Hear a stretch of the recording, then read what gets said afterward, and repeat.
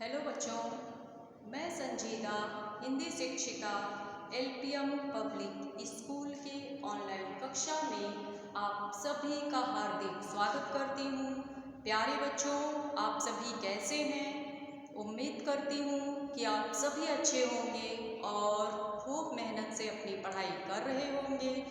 ठीक है बच्चों, तो चलिए आज की कक्षा आरंभ करते हैं। प्यारे बच्चों, आज हम सब अपनी पाठ्य पुस्तक परिवेश के कक्षा 5 के पाठ 2 हंस किसका नामक कहानी का अध्ययन करेंगे। ठीक है, इस कहानी में यही बताने का प्रयास किया गया है कि हमें पशु पक्षियों से प्रेम करना चाहिए, हमारे अंदर न्याय की भावना होनी चाहिए, हमें संवेदनशील होना चाहिए। तो चलिए सबसे पहले इस कहानी के सारांश को आपको बता दें कि इस कहानी में लेखक ने क्या बताने का प्रयास किया है। देखिए बच्चों, आपने हंस वाली कहानी भी सुनी होगी, सिद्धार्थ और देवदत्त वाली। तो चलिए देखिए, प्राचीन काल की बात है, बहुत समय पहले की बात है। मगध में सुद्धोधन नाम का एक राजा था। उनका एक पुत्र था जिसका नाम था सिद्धार्थ। सिद्धार्थ बहुत ही दयालु था। सिद्धार्थ का एक चचेरा भाई देवदत्त भी था, लेकिन देवदत्त बहुत ही कठोर प्रवृत्ति का था। उसे शिकार करने में बहुत आनंद आता था। एक दिन राजकुमार सिद्धार्थ बाग में भ्रमण कर रहे थे, मतलब टहल रहे थे। अचानक एक हंस उसके सामने आकर गिर पड़ा और उसके शरीर में तीर चुभा हुआ था। वह दर्द से छटपटा रहा था। किसके सामने? सिद्धार्थ के सामने। एक दिन सिद्धार्थ जो राजकुमार थे वो बाग में घूम रहे थे, तभी अचानक से उनके सामने एक हंस आकर गिरा जिसके शरीर में तीर चुभा हुआ था और वह दर्द से छटपटा रहा था। तो सिद्धार्थ तो बहुत दयालु था, उसने तुरंत हंस को गोद में उठाया और उसके शरीर से तीर को निकालकर उसका घाव साफ किया। तभी वहां पर देवदत्त ढूंढता हुआ आया और उसने सिद्धार्थ से कहा, इस हंस को मैंने मारा है, इसलिए यह हंस मुझे दे दो। लेकिन सिद्धार्थ ने बोला, देवदत्त तुमने इस निरपराध पक्षी को मारकर अच्छा नहीं किया। देवदत्त ने क्या बोला? तुमने इस बिना अपराध किए हुए पक्षी को मारकर अच्छा नहीं किया। मैंने इसे बचाया है, इसलिए मैं इसे तुम्हें नहीं दूंगा। कहानी समझ में आ रही है बच्चों? ध्यान से सुनिएगा। देवदत्त ने कहा, सिद्धार्थ बहस मत करो, मेरा हंस मुझे वापस कर दो। सिद्धार्थ ने कहा, देखो देवदत्त, मैं हंस को मरने नहीं दूंगा। तुम चाहो तो हम न्याय के लिए महाराज के पास चल सकते हैं, वे ही न्याय करेंगे। दोनों हंस के लिए महाराज सुद्धोधन के पास गए। देवदत्त ने क्रोधपूर्वक बोला, महाराज मुझे न्याय चाहिए। महाराज सुद्धोधन बोले, क्या बात है देवदत्त? देवदत्त ने कहा, महाराज सिद्धार्थ मेरा हंस मुझे नहीं दे रहा है। सुद्धोधन ने पूछा, सिद्धार्थ क्या यह हंस तुम्हारा है?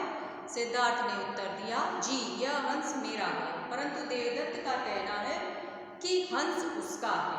महाराज सुद्धोधन ने कहा, तब सिद्धार्थ ने विनम्रता से कहा, महाराज यह सत्य है कि देवदत्त ने हंस को मारने के लिए तीर चलाया था, लेकिन इस हंस को मैंने बचाया है, इसलिए यह हंस मेरा है।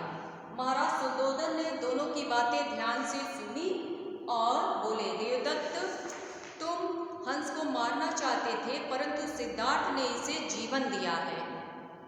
ठीक है, तो मारने वाले से ज्यादा हक बचाने वाले का होता है, अतः हंस पर सिद्धार्थ का ही अधिकार है।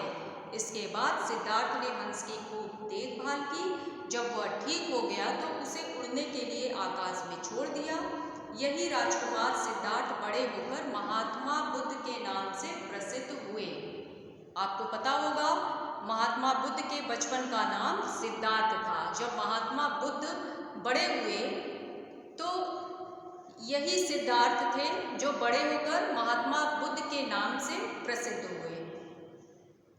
तो बच्चों, इस कहानी से हमें क्या शिक्षा मिली कि मारने वाले से ज़्यादा अधिकार बचाने वाले का होता है। इस कहानी में मन में दया और करुणा की भावना उत्पन्न करने की बात की गई है और यही बताने का प्रयास किया है कि मारने वाले से बचाने वाला बड़ा होता है और हमारे अंदर अहिंसा के गुणों का विकास होना चाहिए। हमें संवेदनशील होना चाहिए, हमारे अंदर न्याय की भावना होनी चाहिए, दया और करुणा की भावना होनी चाहिए, पशु पक्षियों के प्रति प्रेम होना चाहिए। तो बच्चों, उम्मीद करती हूँ कि हंस किसका ये कहानी आपको अच्छे से समझ में आ गई होगी। चलिए अब इसके कुछ कठिन शब्दार्थ को हम लोग देखते हैं। जैसे इसमें आया हुआ है शब्द प्राचीन। प्राचीन का क्या अर्थ होता है? पुराना। प्राचीन पुराना। दयालु दयावान, चचेरा चाचा का पुत्र। ठीक है। प्रवृत्ति, देखिए आप सभी को पीडीएफ भेज दिया जाएगा। अपनी कॉपी में आप सब ऐसे लिखेंगे शब्द अर्थ। प्रवृत्ति शब्द दिया हुआ है, इसका क्या अर्थ होता है? स्वभाव या आदत। ठीक है बच्चों, स्वभाव या आदत। भ्रमण भी शब्द आया हुआ है। जैसे सिद्धार्थ अपने बगीचे में भ्रमण कर रहे थे, मतलब घूम फिर रहे थे, टहल रहे थे। भ्रमण कैसे लिखेंगे?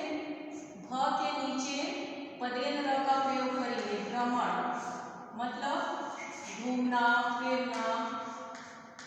ठीक है। और निरपराध एक शब्द आया है, निरपराध। निरपराध में कौन सा उपसर्ग है? निर प्लस अपराध। ठीक है। निरपराध का क्या अर्थ होता है? निर्दोष, जिसने कोई अपराध न किया। निर्दोष। देखिए बच्चों, निर्दोष कैसे लिखेंगे? नी और द के बाद र का उच्चारण आ रहा है, नी र दो स। तो नी और द के ऊपर हम रेफ र का प्रयोग करेंगे, निर्दोष। ठीक है, इसका ध्यान दीजिएगा। हक का अर्थ होता है अधिकार। हक अधिकार। जैसे सिद्धार्थ ने क्या कहा कि यह हंस मेरा है, इस पर मेरा अधिकार है, क्योंकि तुमने इसे मारा है और मैंने इसे बचाया है। हक का अर्थ होता है अधिकार। एक शब्द आया है प्रसिद्ध। प्रसिद्ध का अर्थ होता है मशहूर। प्रसिद्ध, इसका अर्थ होता है मशहूर। जैसे महात्मा बुद्ध के बचपन का नाम सिद्धार्थ था। सिद्धार्थ जब बड़े हुए तो यही महात्मा बुद्ध के नाम से प्रसिद्ध हुए। ठीक है बच्चों, तो इतना आप सब अच्छे से पढ़ लीजिएगा। बाकी पीडीएफ में आपको कुछ प्रश्नोत्तर अभ्यास के प्रश्नों को भेजा जाएगा। आप सब उसे अपनी फेयर कॉपी पर अच्छे से लिख लीजिएगा। तो चलिए आज के लिए बस इतना ही। धन्यवाद।